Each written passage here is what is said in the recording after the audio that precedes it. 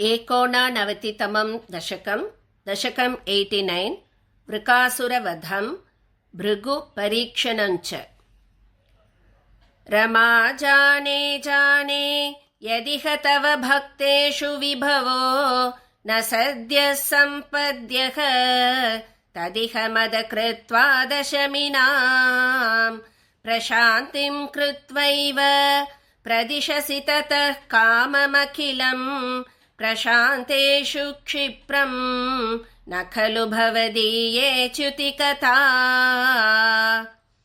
सद्य प्रसादरुषितान् विधिशङ्करादीन् केचित् विभो निजगुणानुगुणं भजन्तः भ्रष्टा भवन्ति बत कष्टमदीर्घदृष्ट्या स्पष्टं वृकासुर उदाहरणं किलास्मिन्।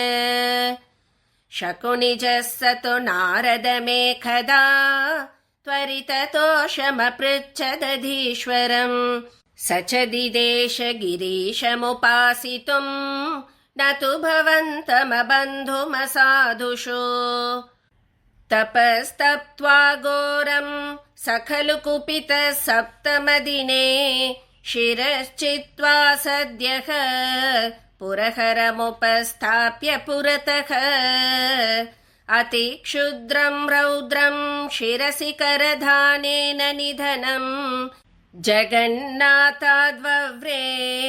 भवति विमुखानां क्व शुभदीः।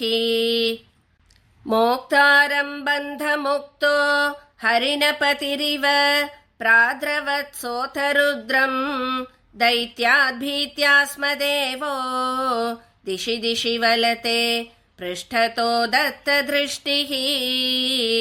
तूष्णीके सर्वलोके तव पदमधिरोक्ष्यन्तमुद्वीक्ष्य सर्वं दूरादेवाग्रतस्त्वं पटुवटुवपुषा तस्तिषे दानवाय।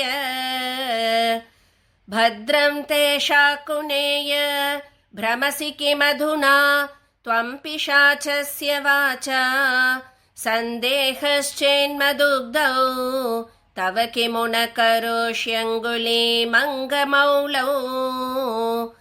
इत्थं त्वद्वाक्यमूढः शिरसि कृतकरः सोपतच्छिन्नपातम् भ्रंशो ह्येवं परोपासितुरपि च गतिः शूलिनोऽपि त्वमेव। भृगुं किल सरस्वती निकटवासिनस्तापसाः त्रिमूर्तिषु समादिशन् अधिकसत्त्वतां वेदितुम्।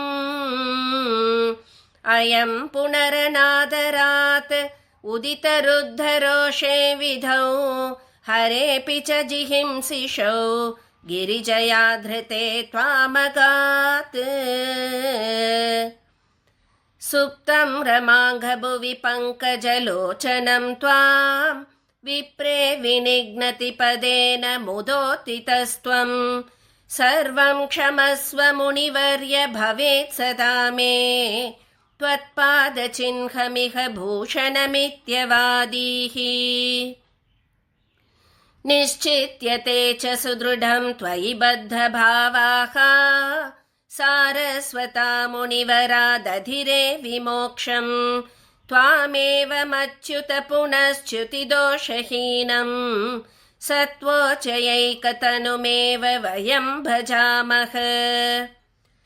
जगत्सृष्ट्यादौ त्वां निगमनिवहैर्वन्दिभिरिव स्तुतं विष्णो सच्चेत् परमरसनिर्द्वैतवपुषम् परात्मानं भूमन् पशुपवनिता भाग्यनिवहं परितापश्रान्त्यै पवनपुरवासिन् परिभजे। सदा सर्वत्र गोविन्दनाम संकीर्तनं गोविन्द गोविन्द। श्री गुरुवायूरप्पा शरणं श्री हरये नमः।